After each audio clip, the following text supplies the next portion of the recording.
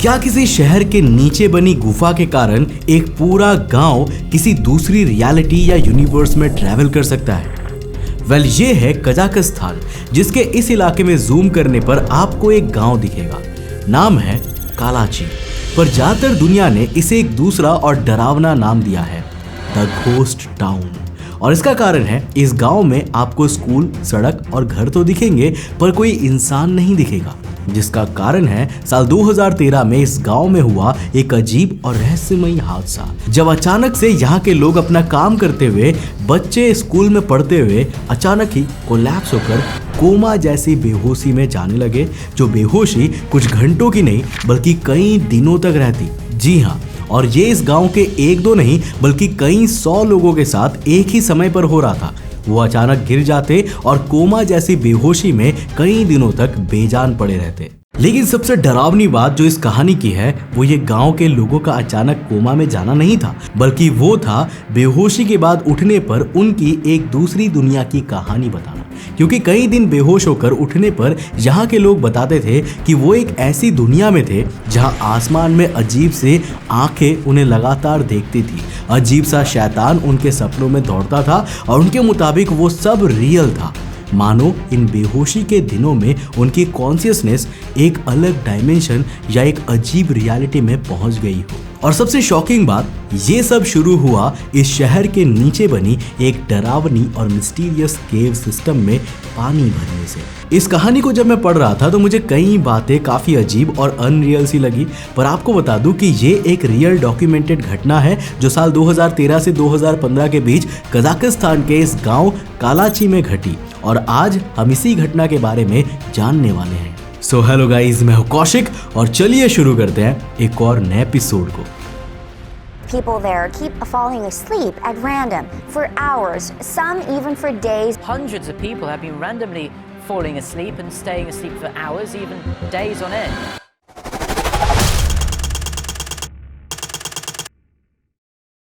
दोस्तों, वीडियो में आगे बढ़ने से पहले जिस तरह आप मेरे साथ YouTube पे कनेक्टेड हो, मैं चाहूंगा कि आप उसी तरह मेरे साथ Instagram पे जुड़ जाओ।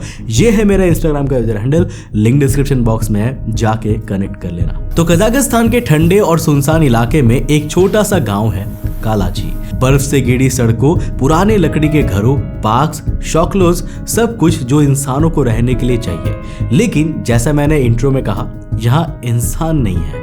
लेकिन हमेशा से ये शहर ऐसा नहीं था। आज से करीब 1 दशक पहले ये भी एक नॉर्मल सी जगह थी। लेकिन साल 2013 में यहाँ एक अजीब बीमारी फैलनी शुरू हो गई, जो दुनिया में पहले कभी भी कहीं और देखी नहीं गई थी, जिसमें यहाँ के सैकड़ों लोग अचानक चलते फिरते गिरकर बेहोश हो जाते और उनका दिमाग बिल्कुल जैसे कोमा में चले जाने वाले पेशेंट्स का होता है वैसा हो जाता।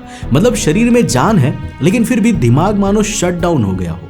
और जैसा मैंने कहा, ये बेहोशी इन लोगों को कुछ घंटों के लिए नहीं बल्कि कई दिनों तक रहती थी, और ये गांव के हर उम्र के इंसानों के साथ हो रहा था, छोटे बच्चे हो या बूढ़े या जवान हो, यहाँ तक कि गांव में मौजूद जानवर भी इस तरह कई दिनों तक बेहोश रहने लगे थे। और शॉकिंग बात ये थी कि जब ये जागते तो उन्हें कुछ याद नहीं रहता कि कहीं वो क्यों और कैसे बेहोश हुए या कितने समय उन्होंने बेहोशी में बिताए। इसके अलावा इन सब बेहोश होने वाले लोगों में एक बात कॉमन थी, सब बताते थे कि जब वो अचानक बेहोश हुए तो वो काफी समय तक एक अनजान दुनिया में भटक रहे थे, जो दिखने में हमारी दुनिया जैसी नहीं थी। कुछ का कहना था कि उस दूसरी दुनिया में उन्होंने आसमान से उन पर नजर रख रही आंखों को देखा, तो कुछ के मुताबिक उस दुनिया में कई परछाई जैसे शैतान रहते थे। तो इस कहानी को शुरू से शुरू करते हैं। तो कजाकिस्तान के इस गांव में जमीन के नीचे कुछ केव का नेटवर्क है, जहां काफी समय से धीरे धीरे ग्राउंड वाटर जमा हो रहा था। और एक दिन इस ग्राउंड वाटर के इन गुफाओं के स्पेशल सील्ड हिस्से में फूटते ही कुछ अजीब होता है। जमीन के नीचे से कुछ अजीब मिस्टीरियस गैसेस हवा में फैलने लगती है, और इसी के बाद शुरू हुआ लोगों का अचानक कोलैप्स होने का सिलसिला। 2013 की एक सुबह की ठंडी हवा में एक आदमी अपनी मोटर बाइक लेकर पास के कस्बे की ओर निकलता है। रास्ता खाली है, आसमान नीला है और सब कुछ नॉर्मल लगता है, लेकिन कुछ ही मिनट में उसकी पलकें भारी होने लगती है, हाथ ढीले पड़ते हैं और देखते ही देखते बाइकर को कहीं कोई चोट नहीं है, लेकिन इसके बावजूद कई बार उठने की कोशिश के बाद भी वो नहीं जाग पाता। जिसके बाद उसे हॉस्पिटल पहुंचाया जाता है और वहां भी डॉक्टर्स नहीं समझ पाते हैं कि उसे हुआ क्या है, आखिर वो जाग क्यों नहीं रहा है। और इसी दौरान गांव के दूसरी तरफ एक छोटे स्कूल में जब बच्चे पढ़ रहे होते हैं, वहां भी कुछ इसी तरह की घटना दिखती है। जब स्कूल में डेस्क पर बैठा एक बच्चा अचानक धड़ाम से टेबल पर गिर जाता है और वो भी उसी तरह बेहोश हो जाता है, जिसके बाद उसे भी हॉस्पिटल ले जाया जाता है और वही सेम पैटर्न दिखता है। डॉक्टर्स को कुछ भी समझ में नहीं आता कि आखिर ये हो क्या रहा है। गाँव में एक नाम सबसे ज्यादा चर्चा में आता है, ताइसिया। ये इस गांव की एक महिला थी जो इन्हीं गांव में हो रही अजीब घटनाओं और बेहोशी के दौरान खुद भी एक दिन चक्कर खाकर बेहोश हो जाती है। बाकी सभी की तरह डॉक्टर्स ने देखा कि वो कई घंटों तक नहीं बल्कि कई दिनों तक ऐसे ही बेहोश रही और जागने के बाद अजीब अजीब बातें करने लगी। इसके बाद उसे डॉक्टर द्वारा घर भेज दिया गया, लेकिन कुछ समय बाद वो दोबारा से इसी तरह चक्कर खाकर बेहोश हो गई। जिसके बाद जब उसका पड़ोसी उसे अस्पताल ले जा रहा था, तब उस इंसान के साथ भी इसी तरह की अजीब सी घटना हुई। वो भी गाड़ी चलाते हुए बीच रास्ते में ही बेहोश हो गया। जिसके बाद आसपास के लोगों ने जब गाड़ी को इस रास्ते के बीच बंद पाया और इसमें इन दोनों को बेहोश हालत में पाया, तो वो इन्हें अस्पताल ले गए। और जैसा मैंने कहा, ये अचानक से बिना किसी कारण बेहोश होने की घटनाएं पूरे गांव में हर तरफ हो रही थी। अब हॉस्पिटल में ऐसे कई केसेस आ चुके थे और किसी को भी कुछ समझ में नहीं आ रहा था कि ये चल क्या रहा है। डॉक्टर से ये बातें धीरे धीरे आसपास के शहरों, यहाँ तक कि देश के बड़े साइंटिस्ट तक पहुंचने लगी थी। और डर तो इस बात का था कि ये जो चीज लोगों को अचानक बेहोश कर रही थी, उसका असर सिर्फ गांव के लोगों पर ही नहीं बल्कि जानवरों पर भी हो रहा था। कई जानवर भी इसी तरह अचानक बेहोश होकर अधमरे से हो गए थे। लेकिन इस कहानी का सबसे डरावना पार्ट अभी बाकी है, क्योंकि जैसा मैंने कहा, ये सब गांव के लोग जब बेहोश होकर कई दिनों बाद जागते थे ना, तो सभी अजीब अजीब बातें करते थे और उनकी ये बातें इस पूरी कहानी को और भी ज्यादा रहस्यमयी और डरावना बनाती थी। फॉर एग्जाम्पल, जब डॉक्टर उनसे पूछते थे कि कहीं तुम्हें क्या हुआ था, क्या तुम्हें कुछ याद है, तो ऑलमोस्ट सभी का जवाब था कि उन्हें ऐसा लगा जैसे उनकी कॉन्शियसनेस अचानक किसी दूसरी दुनिया में चली गई हो, एक ऐसी दुनिया जहां समय का बहाव अलग था। इस दुनिया में अजीब सी शैतानी परछाइयों का राज था। यहाँ पर एक और बात नोटिस करने वाली है कि लगभग हर किसी इंसान की बातें दूसरे से अलग थी। कोई बता रहा था वहाँ अजीब से दिखने वाले शैतान थे, जबकि किसी की बातों में आसमान में अजीब सी चीजों का देखना शामिल था। यहाँ पर एक बात ये भी नोटिस करने वाली है कि इस घटना के दौरान जितने भी बच्चे बेहोश हुए थे ना, उन्होंने जागने के बाद अपनी अलग कहानियां सुनाई, जिनमें कुछ बच्चों को महसूस हो रहा था कि उनके शरीर पर कीड़े चल रहे हैं, तो कुछ ने उठते ही घोड़े खिलौनों की दुनिया देखी। यानी कुछ न कुछ तो अजीब जरूर था, जिसके कारण ये सब लोग बेहोशी में जाते हुए अपनी ही यादों से जुड़ी हुई एक दुनिया को देख रहे थे। अब सवाल ये है कि आखिर इस गांव में ऐसा क्या डरावना हुआ था जिसके कारण लोगों के साथ ये अजीब चीजें हो रही थी, और क्या सच में ये लोग उस रहस्यमयी बेहोशी के दौरान किसी दूसरी दुनिया में जा रहे थे।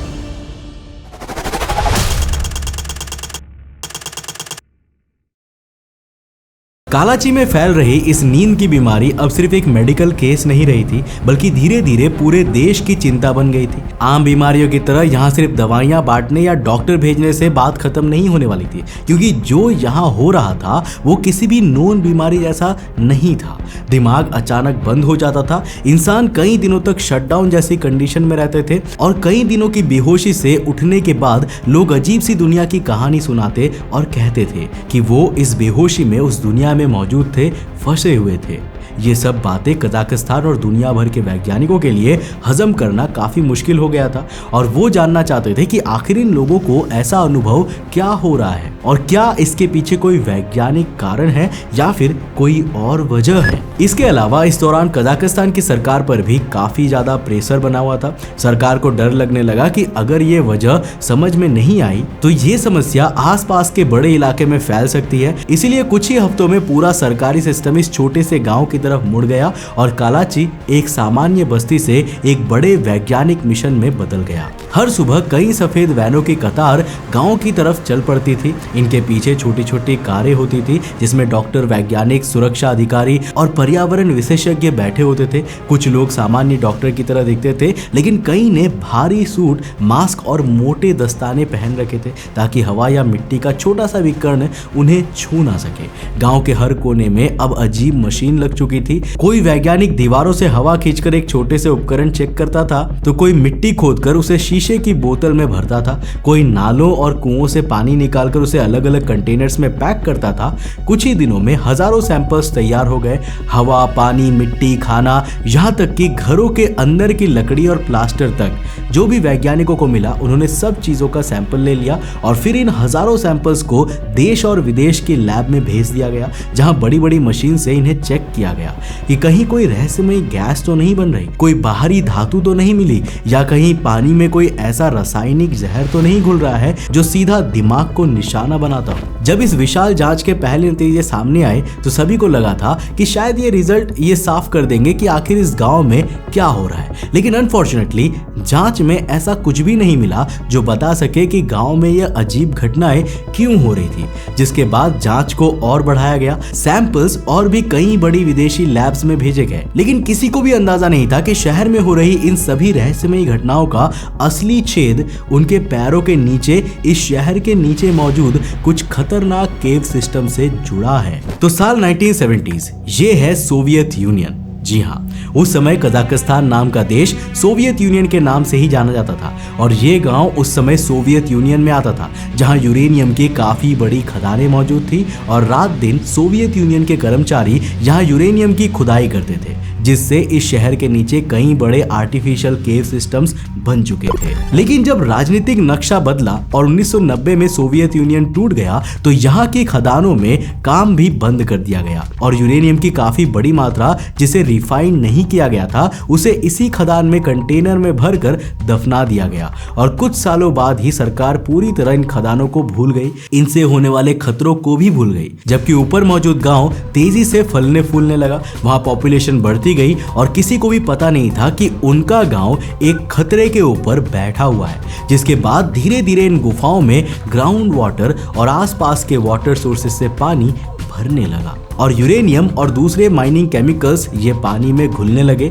जो पानी ग्राउंड वाटर के साथ पूरे गांव में पिया जा रहा था। इसके अलावा दूसरी चीज जो पूरी घटना को और खतरनाक बना देती है वो है इन माइन से लगातार निकल रही जहरीली गैसेस, क्योंकि माइनिंग के दौरान कई बार खतरनाक केमिकल्स का यूज होता है और जब भी माइन बंद हुई तो उनके केमिकल्स को भी इन्हीं गुफाओं में छोड़ दिया गया था। जिसके बाद ग्राउंड वाटर यहाँ जमा होने के चलते ये केमिकल्स भी पानी के साथ रिएक्ट करने लगे और उनसे कई खतरनाक और जहरीली गैसेस बनी, जो लगातार जमीन से ऊपर जाकर गांव वालों की सांसों में घुल रही थी।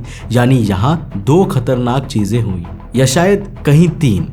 पहली, यहाँ के यूरेनियम माइन से लगातार रेडिएशन पूरे गांव में फैल रहा था, लेकिन उसने तुरंत कोई बड़ा इफेक्ट गांव के लोगों पर नहीं दिखाया। दूसरा और असली वजह, ये बेहोशी का सिलसिला शुरू हुआ किसी ग्राउंड वाटर में मिल रहे जहरीली केमिकल्स ने, जो जमीन से वातावरण में जा रही जहरीली गैसेस बनाकर निकल रहे थे। आखिरी कारण, कैसे इस सिस्टम से निकली जहरीली गैसेस और केमिकल्स गांव वालों के दिमाग पर इतना गहरा असर कर रहे थे कि उन्हें अजीब अजीब चीजें दिख रही थी और वो कई दिनों तक सो जा रहे थे।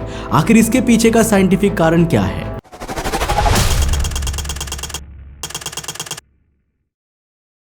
तो कालाची की बीमारी अब सिर्फ एक मेडिकल पहेली नहीं रही, बल्कि ये देश के भरोसे की परीक्षा बन चुकी थी। सरकार जानती थी कि अगर एक साफ कारण सामने नहीं आया तो डर पूरे क्षेत्र में फैल सकता है। राजधानी में लगातार बैठकों का दौर चल रहा था, डॉक्टर्स के पास मरीजों की रिपोर्टें थी, वैज्ञानिकों के पास हजारों डेटा पॉइंट्स थे, लेकिन जनता के लिए कोई एक ऐसा जवाब नहीं था जो इस रहस्य को पूरी तरह से समझा सके। लेकिन फिर कुछ समय बाद वैज्ञानिकों को इस गाँव से लिए गए हर सैंपल में एक अजीब पैटर्न दिखा। वहां कुछ जहरीले केमिकल्स और खासकर कार्बन मोनोऑक्साइड गैस की मात्रा काफी ज्यादा पाई गई और यही व्यू पॉइंट था जब वैज्ञानिकों और ऑफिशियल्स को यह समझ में आ गया कि ये सब काम शहर के नीचे बनी केव से जुड़ा है। जिसके बाद इनकी जांच की गई और वहां साफ दिखाई दिया कि जहरीली गैसेस इन केव से लीक होकर गांव के वातावरण में फैलकर गांव के लोगों का दम घोट रही है। कार्बन मोनोऑक्साइड के वातावरण में मिलने से लोगों का अचानक बेहोश होना, अजीब सी चीजें देखना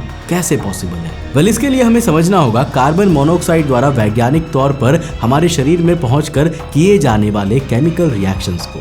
देखो, आसान भाषा में बताऊं तो हमारे खून में ऑक्सीजन को शरीर के ऑर्गन्स स्पेशली दिमाग तक पहुंचाने का काम हीमोग्लोबिन करता है। सामान्य हवा में ऑक्सीजन आसानी से हीमोग्लोबिन से जुड़ जाती है, लेकिन अगर उसी हवा में ऑक्सीजन से ज्यादा मात्रा कार्बन मोनोऑक्साइड की हो तो ये बिल्कुल उल्टा काम करने लगती है, क्योंकि अब हमारा शरीर ऑक्सीजन नहीं बल्कि कार्बन मोनोऑक्साइड को हीमोग्लोबिन के जरिए शरीर के अंगों तक पहुंचाने लगता है, जिसका मतलब अब आपके ऑर्गन्स को ऑक्सीजन नहीं बल्कि कार्बन मोनोऑक्साइड मिल रही है। और इस गैस की सबसे खास बात यह है कि यह आपके दिमाग पर सीधा असर करती है। ऑक्सीजन नहीं मिलने पर आपका दिमाग सबसे पहले टास्क जो परफॉर्म करता है वो होता है शरीर की ऑक्सीजन सप्लाई को कम करके ऑर्गन्स को डैमेज होने से बचाना, जिसके लिए वो पूरे शरीर को और यहाँ तक कि अपने आप को भी शट डाउन करता है, केवल अननेसेसरी सिस्टम्स को छोड़कर जो आपके जीने के लिए जरूरी होते हैं, खासकर दिल, क्योंकि दिल बंद होने पर आप जिंदा नहीं रह सकते। और आपके दिमाग को ये पता है, इसीलिए सिचुएशन में आपका दिमाग आपके दिल को नहीं बल्कि शरीर के दूसरे अंगों को पूरी तरीके से बंद कर देता है, ऑक्सीजन को बचाता है और इस ऑक्सीजन को बचाने के लिए अपने आप को भी एक शटडाउन कंडीशन में रखता है, जहां केवल नेसेसरी स्टेप्स के अलावा कुछ और परफॉर्म नहीं करता। इसीलिए यही हुआ था उस गांव में भी। जब गांव के एनवायरनमेंट में केव से निकलने वाली कार्बन मोनोऑक्साइड की मात्रा काफी ज्यादा होने लगी तो लोगों के दिमाग पर इस गैस ने यही असर दिखाया और उन लोगों के दिमाग ने अचानक काम करना बंद करके अपनी एनर्जी को बचाना शुरू कर दिया। जिसके बाद अब सवाल आता है कि चलो मान लिया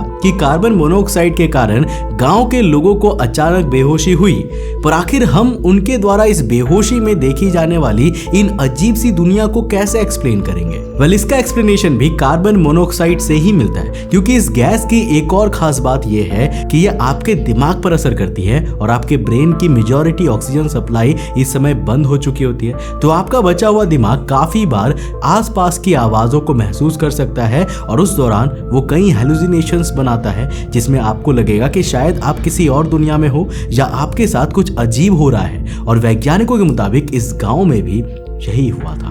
लोगों को बेहोशी में कार्बन मोनोऑक्साइड पॉइजनिंग के चलते वो डिफरेंट रियलिटीज और अजीब चीजें दिख रही थी, जो ज्यादातर उन्हीं लोगों के दिमाग में मौजूद डर से बनी थी। लेकिन कार्बन मोनोऑक्साइड का एक डार्क साइड भी है, क्योंकि ज्यादातर इस तरह के एनवायरनमेंट में रहने पर ये गैस धीरे धीरे आपका दम घोटने लगती है। और वैज्ञानिकों को जब सारी चीजें अच्छे से समझ में आ गई कि यहाँ कार्बन मोनोऑक्साइड ही मेन विलन है और वो केव सिस्टम से लगातार लीक हो रही है, तो उनका सबसे पहला काम था लोगों को कार्बन मोनोऑक्साइड के होने वाले सबसे बड़े खतरे यानी जान के जोखिम से बचाना।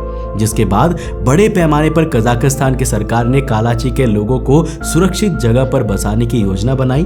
कई परिवारों को दूसरे कस्बों और शहरों में नए घर दिए गए और इस पूरे गांव को अबेंडन करके एक घोस्ट टाउन में बदल दिया गया। वैसे यहाँ एक और एंगल भी है, जहाँ एक थियरी कहती है कि शहर पर गवर्नमेंट ने एक स्पेशल सीक्रेट वेपन से हमला किया था और ये सब उनके लिए एक टेस्ट था, एक एक्सपेरिमेंट था। और जब ये बातें ग्लोबल मीडिया में आ गई तो अपने सीक्रेट वेपन को दुनिया से छुपाने के लिए और अपनी इमेज बचाने के लिए यहाँ की सरकार ने कार्बन मोनोऑक्साइड के शहर में फैलने की झूठी कहानी बनाई। वैसे अब मैं आपसे जानना चाहूंगा, आपको क्या लगता है आखिर इस गांव में हुई ये सब चीजों का कारण क्या सिर्फ कार्बन मोनोऑक्साइड था या कुछ और भी?